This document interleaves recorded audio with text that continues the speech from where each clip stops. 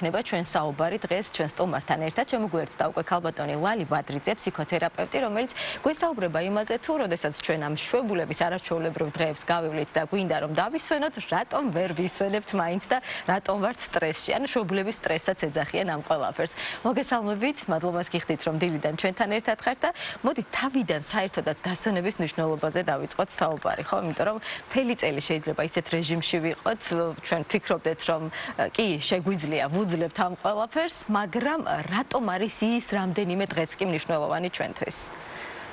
ზუსტად კარგი თემაა, ლანა. იმიტომ რომ ეხლა ზუსტად ისეთი პერიოდია, როცა უნდა დავისვენოთ და შენთვის არის ზედგამოჭრილი ეს თემა მე რომ ხო? და ძალიან ბევრი ჩვენაერი ადამიანისთვის სამწუხაროდ ყველამ ვიცით დასვენების მნიშვნელობა. ხო, აი ვილაპარაკოთ, რომ ყველამ გადასარევად ვიცით, მაგრამ რას ვამბობთ ხოლმე, ვერ ვახერხებ. ვერ არ არსებობს არ ვაკეთებ და არ ვახერხებ, თუმცა რო ვიცოდეთ კარგად შორს წასული შედეგები იმისი, როცა არ ვისვენებთ რა არის, აუცილებლად ყველა მოვახერხებით დასვენებას. მაგრამ კაი დადგა ეს დანატრიშებულება. დასვენების პირველი დღე დილით არ უნდა ადგე ადრე, ჩვეულებრივ შეგიძლია ლუგინში ნებრო, მაგრამ რაღაცა შპოთი გაქვს. ამას სადღესასწაულო შპოთსაც ეძახიან. ნახე მთელი ჩვენი ორგანიზმი მიჩვეულია სტრესში ცხოვრებას, მიჩვეულია კორტიზოლის გამოყოფას, მიჩვეულია ადრენალინის გამოყოფას და უცებ რჩები ისე, რომ არაფერი არ გაქვს სანერვულო, არაფერი არ გაქვს საფიქრალი და ორგანიზმს უჭირს გადაწყობა სხვა რეჟიმზე. და ხანდახან კი არა და რამდენიმე დღე ჭირდება იმას, რომ გადავეწყო. რა პერიოდი სჭირდება? რამდენიმე. იმიტომ რომ ეს ცოტა დღე გვაქვს ეს დასვენების, ხო? და თუ აი ამ ადაპტაციაში გავიარეთ, 1-2 დღე მაინც სჭირდება იმას, რომ გადავეწყო და განვეწყო დასვენებისთვის. მაგრამ კაი, ახლა დავისვენე და წავედი, მაგრამ ახლა რა ხდება?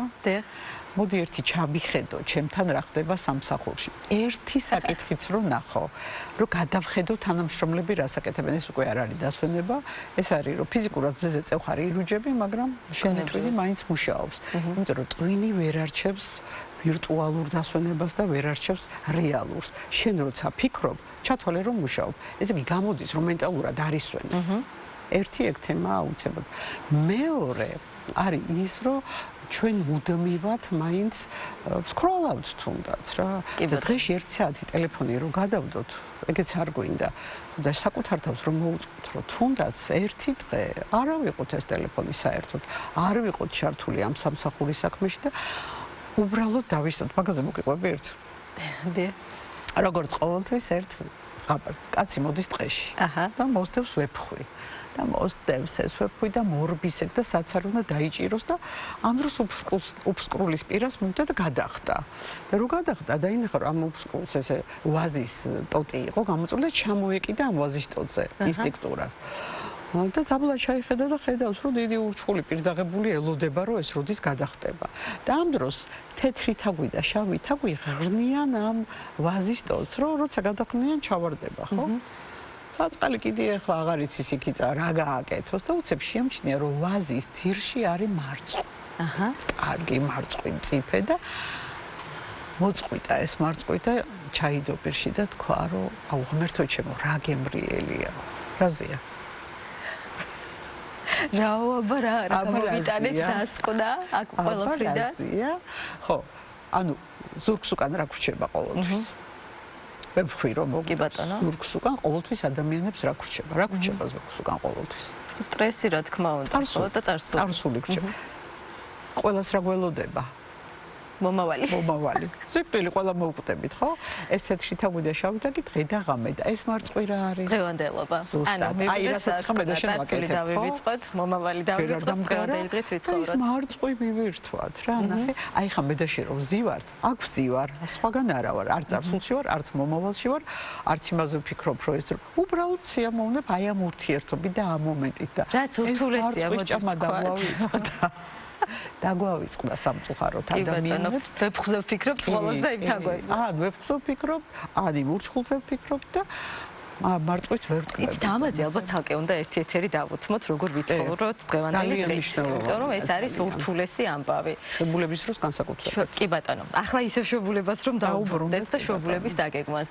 ზოგადად მოლოდინი ძალიან ცუდი რამეა ცხოვრებაში, მე ასე მგონია. როდესაც გვიჩნდება მოლოდინები და შემდეგ რეალობას ვეჩეხებით, შეიძლება ის რეალობა ძალიან კარგი იყოს, მაგრამ მოლოდინებმა გააფუჭოს ყველაფერი, ხო? იმიტომ რომ სხვანაირი წარმოგედგინა. შვებულებაზეც შეიძლება ვთქვათ ასეთი რაღაც და დასვენების დღეებზეც.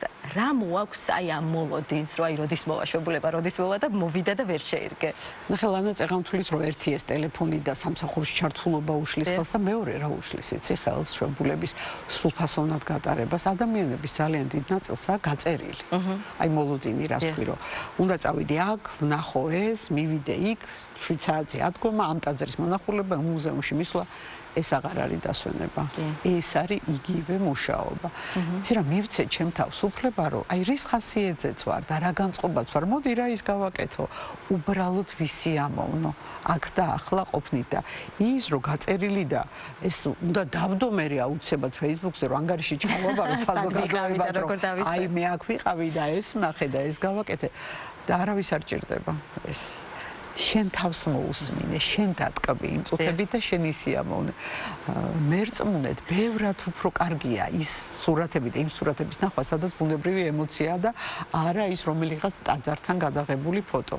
კი ბატონო. ჩემი შვილები მეჩხუბებიან ხოლმე, მე ვიცი პირდაპირ ეთერში ჩართვა და რა არის ამ ტელეფონს რომ დაიტყეპებ სახეზეო და ეს ვეუბნები ემოცია რომ მომდის იმ მომენტში უცბად და მინდა რომ გავაზიარო იმ მომენტში უცებ ჩავთავ და ვიღებ და ეს არ არის სპეციალურად მომზადებული, ჩაწერილი, მომივიდა ემოცია და ეს მუშაობა არის, სიამოვნებას ვიღებ ამ დროს და მე თუ ეს ჩავწერე, გავამზადე, მოვემზადე, ეს გამოდის რომ მუშაობდა. რა ვიცი, სადაც ვტკბები იმ წუთით, ვიმუშაო, არ ჯობია იყოს ეს ტელეფონი და ემოცია იყოს ნამდვილი. რა თქმა უნდა, ქალუტელალი, აი აქტიურ დასვენებასა და პასიურ დასვენებას შორის ალბათ ძალიან მნიშვნელოვანია, როდესაც გეგმავთ ამ დღეებს, პირველ რიგში ავარჩიოთ რა გვინდა და ამ დასვენების დღეებისგან რა გვინდა მივიღოთ, ხომ? მუდმივად რომ დაღლილი ხარ მთელი ცხოვრება და კიდევ აქტიურ დასვენებას რო გეგმავ, ალბათ უკვე მე აღარ უნდა გაგვიკვირდეს, რომ დასვენების შემდეგ კიდე დასვენება გვინდა. კი, ნახე, ხა შენ ზუსტად ის თქვი, წეგან მე რაზეც ვისაუბრე, რომ დაგეგმავ.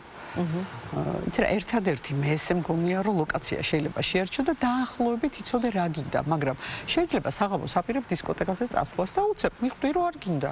უბრალოდ ზღვის ნაპირას გინდა იჯდე და ზღვის ტალღებს მოусმინო. რადგან დაგეგმილი ვარ, მაგიტო წავიდე არა. რადგან მეგობრებს დავპირდი და აუცილებლად უნდა წავიდე არა, საკუთარ თავს მოусმინო. ძალიან ხშირად არის არ გაგიგია, რომ შებულებაში გავიდე ზუსტად მაშინ გავხდი ავად. იმიტომ გახდი ავად, რომ შენი სხეული, რომელიც აქამდე იყო სტრესულ მდგომარეობაში და ის სტრესი აკავებდა, რომ ცუდად არ გამხდარიყო და როგორც კი ამისგან განთავისუფლდა, იმ წუთას წამოვიდა სინამდვილეში ის დაღლილობა და ის გადაწვა, რაც მე მაქვს. ხო და თუ სტრესს უმატებ, ნახე, მიჩვეული სტრესში ყოფნას როცა ვარ, ის აქტიური დასვენება, ისევ სტრესი როა, ეს ჩემთვის უფრო ახლობელია და ნაცნობი და მგონია რომ ვისვენებ, მაგრამ არ ვისვენებ. აუცილებლად გვჭირდება დასვენება, გონებას აუცილებლად სჭირდება გამორთვა და აი წარსული და მომავალზე ფიქრისგან უბრალოდ იჯდე და უბრალოდ სხვას უყურო და არაფერზეც არ იფიქრო, მოეშვა. კი ბატონო. გვჭირდება ეს ყველას. რომ შევაჯამოთ ახლა ჩვენი ეს საუბარი და აი რამდენიმე მნიშვნელოვანი ფაქტი რომ ავიღოთ და შევახსენოთ ჩვენს მაყურებელს. აი სამი დეტალი მაგალითად, რაც აუცილებლად გაითვალისწინოთ დასვენების დროს. რა იქნება ეს სამი ამბავი? ყველაზე მნიშვნელოვანი დასვენება ანუ რა არის? დასვენება არის, როდესაც ტვინში ახალი სინოფსური კავშირები იგება და მე მინდა აი თან ამას დავამატო ის, რომ ხო არიან ადამიანები, რომლებიც ვერ ახერხებენ გასვლას ქალაქიდან და ძალიან მნიშვნელოვანია ამ ადამიანებსაც შეუძლიათ ისევე დაისვენონ, როგორც ადამიანი, რომელიც მიდის სადღაც დასასვენებლად და ამბობენ, რომ როგორ, იმიტომ რომ დასვენება სინამდვილეში ეს არის ახალი შთაბეჭდილებები, ძველისგან გამორთვა და ახალზე გადართვა. თუნდაც ის რომ გამოვიდე, ახალი ქუჩები ვნახო, ახალი შთაბეჭდილებები მივიღო, აუცილებლად რუტინა არა. წეგან ვსაუბრობდით, რომ დასვენების დროს იმდენი საქმე გასაკეთე გასაკეთებელი დასვენების დროს რემონტი არა.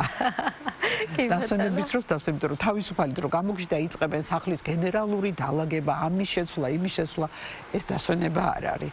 თუნდაც საჭმელიც არ გავაკეთო. სულ საშუალებაა გამოვიწახო. ან უბრალოდ შეიძლება წავიხებსო მზასაჭმელით, ან რაღაცით.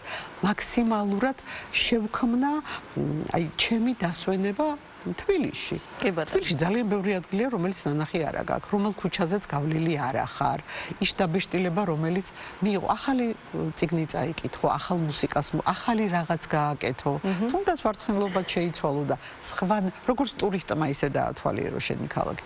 ანუ დასვენებისთვის ძალიან მნიშვნელოვანია ახალი დაბეშტილებები. კი ბატონო, რუტინიდან გამოსვლა აუცილებლად. ერთ-ერთი ყველაზე მნიშვნელოვანი, მეორე როგორც თქვით ის რომ სამსახურის არ მოკითხვა, არა შექმნა რომ ხო კატეგორიულად ეს დღეები მორჩა არ ვკითხულობ უჩემოდ არ დაინგრევა ქვეყანა ყველაფერი ისე გაგრძელდება რომ შეუცვლელები არ არსებობენ უბრალოდ ჩვენ არ გვინდა ხოლმე ამის დაჯერება აი ამისი გაკეთება და აქ დაახლა ყოფნა ყველაზე მნიშვნელოვანი ძალიან დიდი მადლობა კეთილი, ძალიან დიდი მადლობა თქვენ სტუმრობისთვის. მე ჩვენს მაყურებელს კიდევ ერთხელ შევახსენებ, რომ რუბრიკაში ვსაუბრობდით ქალბატონ ლალი ბადრიძესთან ერთად და ჩვენი თემა გახდათ შვებულების სტრესი, ანუ როგორ დავგეგმოთ შვებულება სწორად.